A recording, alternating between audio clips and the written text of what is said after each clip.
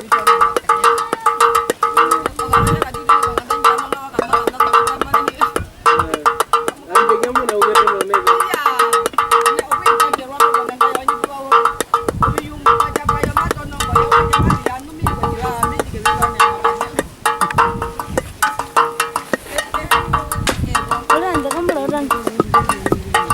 Corn Flakes in Namibia. We are with the Himba people in a town called Hongo. This is in the Skeleton Coast, right in the northwest of the country, and we've stayed with these lovely people last night, really genuine and really friendly people. We had some traditional kind of cornflakes. It's like a maize powder that's made into this kind of porridge basically. It was really nice, so now I'm going to see if they want to try some bog standard western rubbish cornflakes.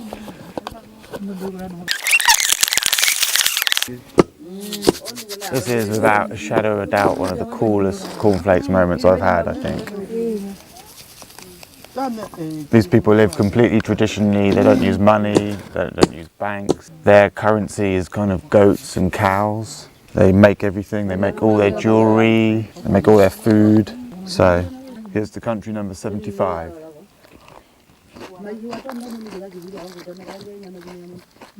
Have they had cornflakes before? I never tried it. Never tried it? Yeah.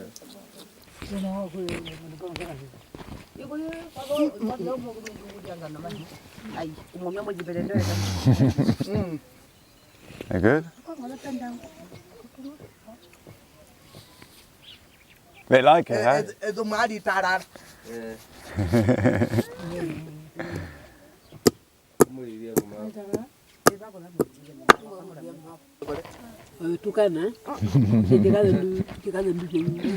Yeah, thank you. Now, we've been in Namibia for the last week. We came in through Botswana. We've had a fantastic time. Namibia is going to be one of my favourite countries. So let's take a look at what we did in that first week before we have a look around the village. We spent half a day driving through the thin strip of land in the north known as the Caprivi Strip, with its endless wooden hut villages. And on New Year's Eve we couldn't resist a chance to mingle with the locals at a beach party on the border between Namibia and Angola. We found somewhere to base ourselves, and then the evening started with a couple of warm-up acts.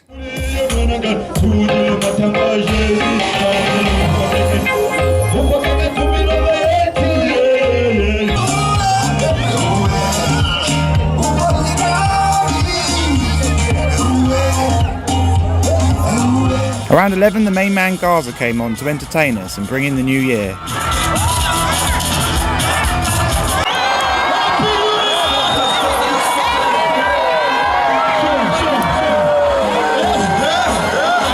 As the party was wrapping up, the guy I was talking to grabbed me and dragged me on stage to meet the main man himself. And while up there, I thought I should show the locals how to dance.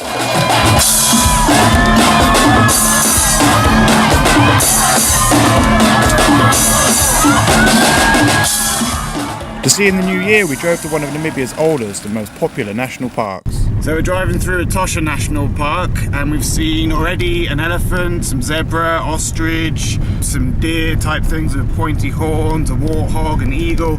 So for your standard kind of safari day, it's going all right for the first, it's an hour now. But we're on the hunt for, well, not hunt, not literally, we're on the lookout for, want to find some lions and cheetah, leopards, or basically all the predators, which are really hard to find because they're all camouflage and kind of just hang out and sleep during the day. We've got something like 150 or 200 kilometers to drive depending on which roads we take, so hopefully we'll get lucky. So we spent about 3 hours driving around the park and didn't really come across anything, especially while driving. We went to a few watering holes and saw some giraffes and some other deer and some gazelles at some of them. And we quickly cottoned on to the fact that you need to go to watering holes to see the animals, because it seems really dry here and all the roads were completely dry.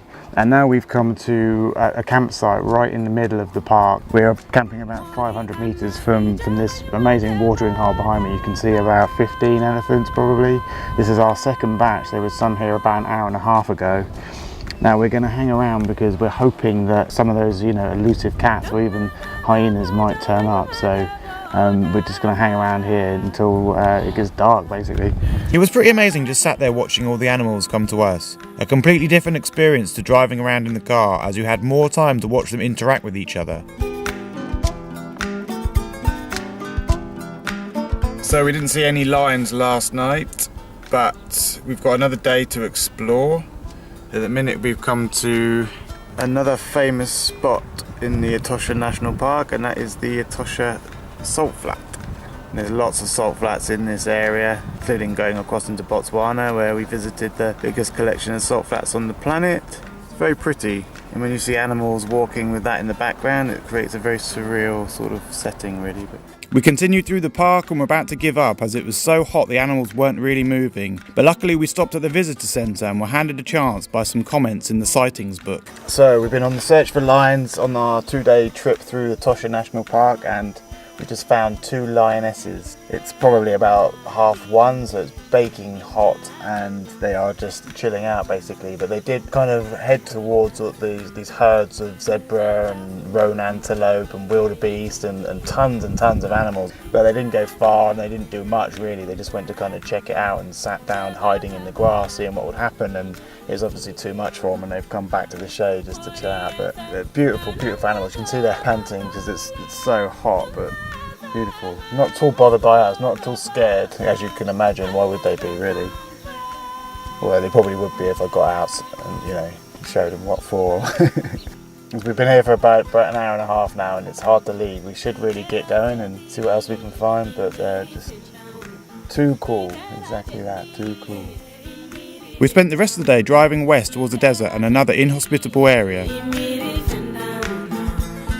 So from Etosha we're now heading towards the Skeleton Coast, which is the area in the northwest of Namibia, and it's called that because they've lost so many people over the years, like a lot of shipwrecks all down the coast, and people have basically had to walk 1,000 miles across the desert to survive, and not many people have.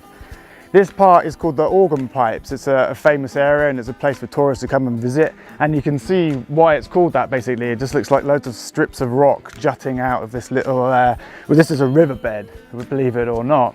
It's an interesting area. It only goes from here down to the end there. It's about 100 meters. I don't think they've had rain here for 3 years or something. It's a really arid region, and this whole Skeleton Coast in the northwest of Namibia is basically the same, and we're going to explore that now.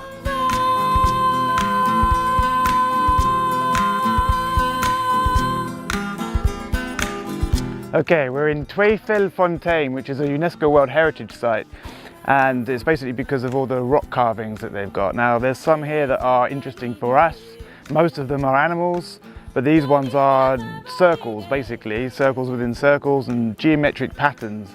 Now our guide Sylvia has just told us that there's different explanations for these. Some people think it's just representing watering holes, because in this area it's obviously an important thing where all the water is. But there's also another explanation that these are representations of visions that the shamans have seen in trances. So pretty interesting, they look cool. Okay, so under here we have probably about 20 or 30 paintings. These are the only ones that are left over. It's basically on an underhang, so there's no sun to degrade the ink. The ink is made from blood, ochre, and ostrich yolk, which is supposed to actually sort of adhere the different things together in the paint. Now there's a few animals under here. There's also some really interesting humanoid figures. These ones here, I don't know what kind of head, or I don't know what they are. They look kind of like aliens, really, for those who are into those kind of theories. Or just around here there's also a couple of humanoids that are in a meditation pose, so there's a strong link between meditation and shamanism and links to the higher consciousness. So in this area here there's something like 2,000 engravings, and these are the only ones that are paintings. Now there's a difference because they've carved away the patina and scratch drawings into the rock, so really beautiful, and we've seen these kind of paintings all over the south of Africa and Botswana as well, so Here I am in a little stone circle in Namibia. As you can see, it's completely different from any stone circles we've seen in other parts of the world. It's only 1.5 meters across, made from completely different stones, and there's not necessarily a link to other stone circles from around the world, but there might be, because why are all these, ancient people creating all these circles out of stone? Now, our guide Sylvia has also told us that these are something like 5,000 or 6,000 years old, created possibly by the same people that made the rock paintings. She's also told us that they think that it was to do with dances and rituals, and that the shaman were possibly using these to harness energy or get in touch with their higher selves or something like that. And that theory is strengthened by some of the geometric patterns which we can see on this rock, which is only 10 meters over here. There is an animal which they call the dancing kudu, which is a kind of like a deer basically, and it's got 6 legs, and they say that, well, our guide said to us anyway, that that's because it's supposed to be dancing. But that's the only animal on this rock. There's tons of geometric patterns. There's some that kind of look like a cell dividing or something like that, which we've also seen in other ancient artifacts from around the world. Klaus Donner has got some really interesting things. There's circles carved out of circles or dots on the rock, and these could be related to these people in the trances, getting messages or visions or something, which is actually one of the theories that our guide has told us. So this is another part of the Skeleton Coast, and this is a petrified tree. This is rock, and you can see how it would have been a massive long pine tree. This was apparently a pine tree that came from another part of Africa and was washed down by a river, and has just been petrified in the sun to form this hard rock. So this would have been alive about 250 million years ago, they guess. There's more sites like this. If you're ever on the C39 running in the Skeleton Coast in Namibia, there's another UNESCO site down there, but we're not going to go to that one after what we've heard this morning. We've come to a community-based Petrified Forest site. So you can see what looks like a pile of wood here, but it's in fact a pile of rocks. You can see lots of the rings on some of them, and it really does look just like we're about to have a massive fire. It's really obvious when you look at this part of the bark and this one here. It's really cool, but it's fucking hot. Oh my god, this is the joys of travelling on a gravel road. It's a corrugated road basically. It's quite funny. Makes for a hell of a shaky ride, and we've got something like 500 kilometers at least to do on a road like this. Oh, it's a bit of calm. Nice. Progress was pretty slow that day, and we only made it as far as Sesfontein, where we found a bar and went to meet some locals. Okay, tell us all about this language. We are having 4 clicks. 4 clicks. 4 clicks. One is mwah, mwah, mwah. Umare. It means traveling around. And mwah, it's ngapa. It means it's there. Him ngapa. It means let's go to the dance. Let's go to the dance. Yeah. Say that again. Him ngapa. Is this a joke? It's not a joke. I'm telling you the truth. One of the ladies let me camp in her garden, giving Rich the luxury of the whole car to himself. Then the next day we conquered miles and miles of dirt road to reach our next spot. So this is the Epupa Falls. We've driven really far north, in fact as far north through the Skeleton Coast as you can go, because this is on the Angola-Namibia border. That side of the river's Angola, and this side's obviously Namibia. Now it's a beautiful place, really. You can see what is a hell of a lot of water cascading down through this kind of cleft in the rock here, basically. And it continues kind of cascading its way down as it goes towards the Atlantic coast. There's some really cool baobab trees as well, like some hanging to the cliff here. And then there's also one which has got like a massive kind of wart or verruca or some swelling at the bottom of it right here.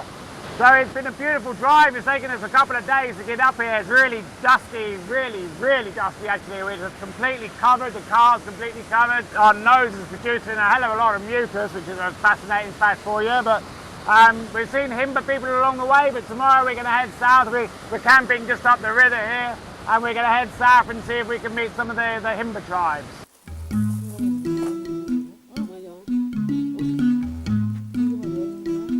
Our guide showed us around the Himba village and talked us through some of the important features, such as the exterior fence to keep out lions and rhinos, and the interior enclosure used to keep the mothers and calves separate so they don't drink all the milk.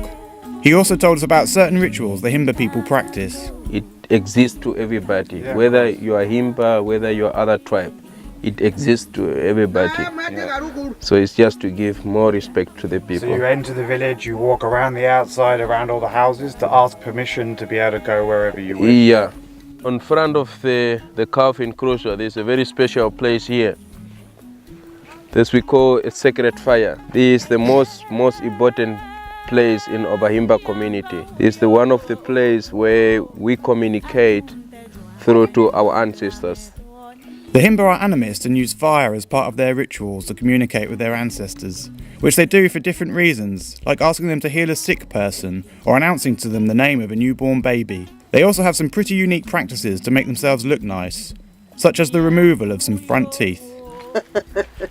You see, that's how we do, we cut. Yeah. You see, it looks like a triangle. Yeah, we cut it, that's for beauty. So this made out of the cow horn, from the horn of the cow. And inside of this is where they keep the red ochre and the black perfume. After the red ochre is the stone that I was explaining yesterday. So what they do, they get the stone, they chop it and then scratch it, produce the powder. And that powder they mix it together with the butter from the cow, and then they apply into their skin in order to make them beauty. So they make an ochre paste and then they put it on their skin and on their hair. On the head. To make it beautiful. Yeah. It was a surprise to hear that they never washed, as they smelt much better than we did. We took the hint when they showed us the techniques they used to make themselves and their clothing smell nice. They were lovely people and it was a real pleasure just hanging out with them, but sadly we had to refuse their invitations to stay longer because we had to continue our journey to a couple of otherworldly attractions.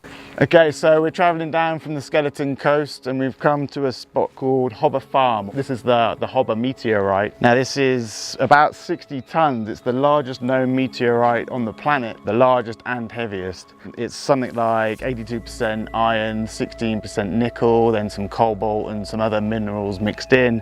And you can really see how it just looks metallic, and there's scrapings all the way around, and this is basically where the locals have come over the years, or used to, before 1955 when it was declared a national monument. The locals used to come and chip off parts to sell, you know, typical Africa really. As I said, it's the largest known meteorite on the planet, and it would have made one hell of a thump, I imagine. It completely stands out. It's nothing like any of the rocks around here. It's obviously not from these parts, but at the end of the day, it's just one big rock.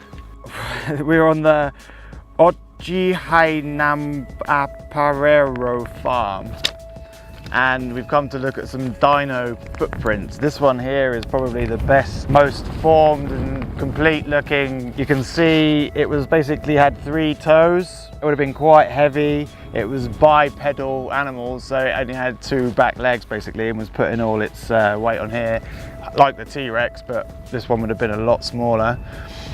We've got probably about 30 odd footprints. There's a line going along down here, and then there's another one crossing it. These are supposed to be 219 million years old, and at that time the climate was much like it is nowadays, so there was a lot of dunes and there was droughts often, and it's thought that during times of drought they would have all gone to watering holes, much like we saw in Etosha with all the elephants and the rhinos, and that they've come and left the footprints in the sand, and then that's been covered over the years and fossilized and turned into rock like this. How they know all of that I don't know, but that's what it says in this very informative little leaflet we have here.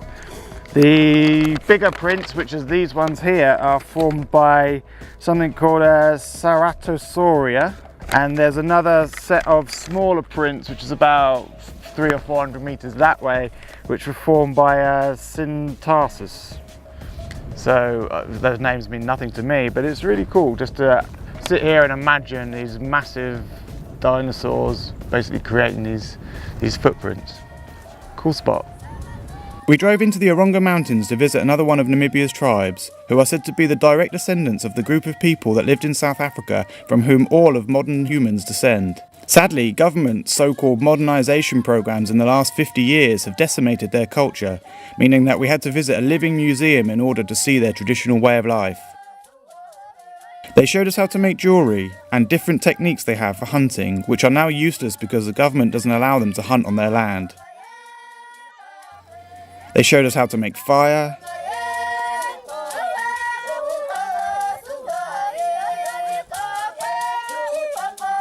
and some different dances. This one's a rain dance, which oddly seemed to work.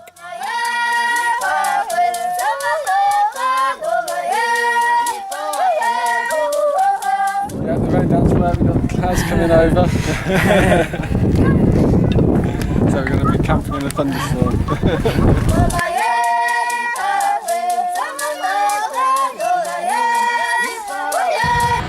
So we've come to Cape Cross, which is a point where there are hundreds of thousands of seals. This is a massive seal colony which stretches from this beach over here for about 500 metres down the coastline. We've just been watching them fight and frolic in the sea, and it's a real pleasure for the senses. The smell is quite intense, it really is. They obviously don't clean up very well after themselves. The noises are hilarious as well. We keep hearing like all these different things, the little ones, there's loads of little pups and they sound like goats, little kids. And then there's, when they finish fighting, they do this wah ha ha ha kind of evil laugh.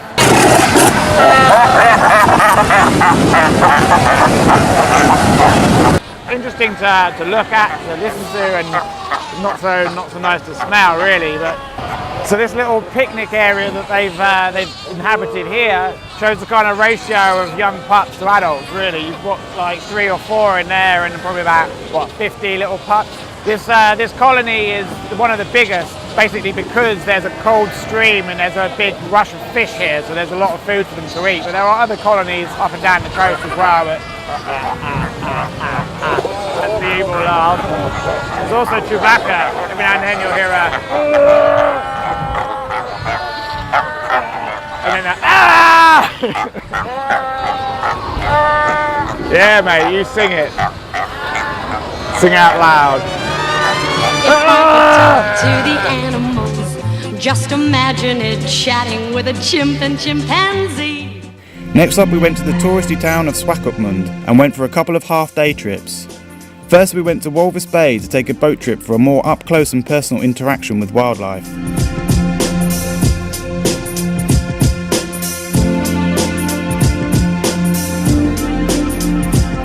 Then we drove into the Namib Sand Sea, one of the biggest sandfields in the world, to visit the Sandwich Harbour, where dunes up to 100 metres tall meet the Atlantic coast.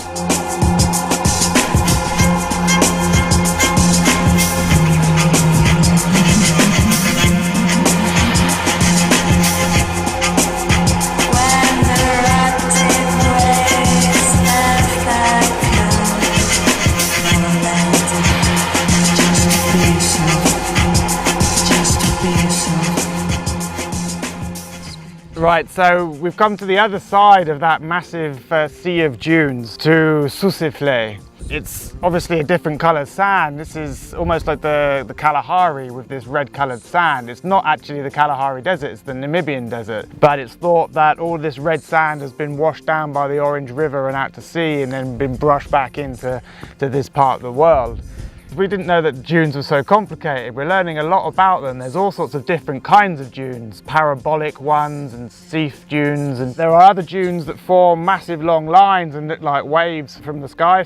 And there are also dunes that look like star shapes from above, and there are the smaller ones which we saw as we were leaving Sandwich Bay a few days ago. They form as they sort of group around vegetation. Another fascinating thing about them is that they actually make noises. We heard it again in Sandwich Bay on that little tour we did. As we were driving down those steep slopes, you could hear a kind of a rumbling noise.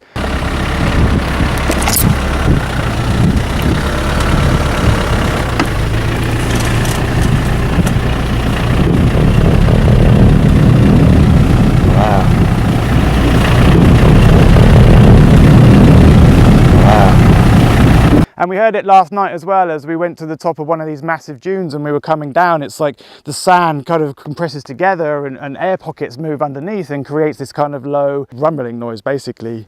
So behind me is, as I said, one of these flays, a mud flat, and it's really surreal location. It looks like, you know, apocalypse has happened and we've just been dumped here by a spaceship or something. This is a completely dead area, but this will come to life when the rains come in. This actually water stays here and it forms a lake, and this whole area gets green and lots of bird life come in and that kind of thing. So it's a fascinating place. It's really, really beautiful. The views from the top of some of these dunes, which are very hard to get up, I must say, are spectacular, really.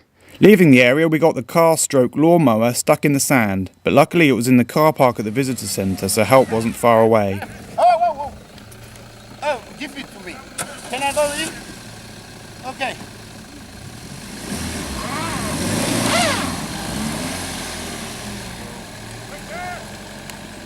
We continued south, stopping to see some famous wild horses, before arriving in Meteorites, a town developed during the short German colonisation of Namibia before they lost it as part of the Versailles Treaty. Right, so we've come about 10 kilometres outside of Meteorites to a town called Kolmanskop.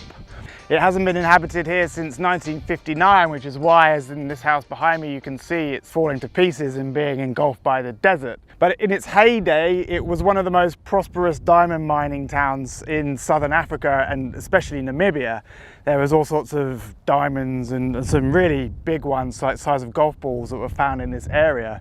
And this town was built because a guy called Coleman got his ox cart stuck here and they decided just to stay here. And then they found the diamonds and then they produced this town, which has a town hall, and there's butchers, bakery, and all sorts of other buildings that were basically here to treat the miners well and kind of buy their loyalty a little bit. It looks really cool. It's a surreal place, which is typical of Namibia. We've been to a hell of a lot of surreal places.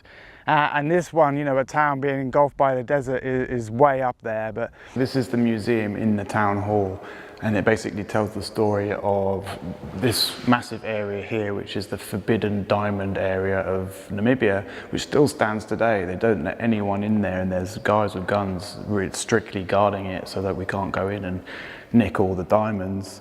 And then it tells the story of how the Anglo-American corporations basically came in under the Oppenheimers and the De Boers and took all of this area off of the Germans, and now they keep the diamonds for themselves. We heard that story before, I think, haven't we? We were getting close to the South African border, but still had time to squeeze in a couple more surreal places before we crossed.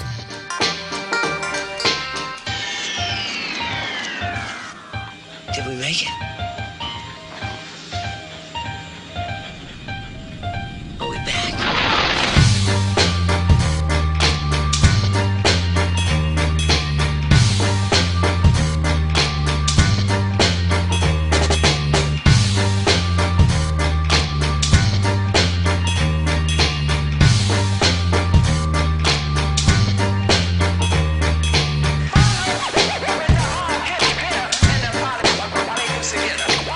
So this behind me is Fish River Canyon, and it's Africa's answer to the Grand Canyon. And you can see why. Basically it's layered, it's been carved out by a river which is the same. This is the Fish River that you can see.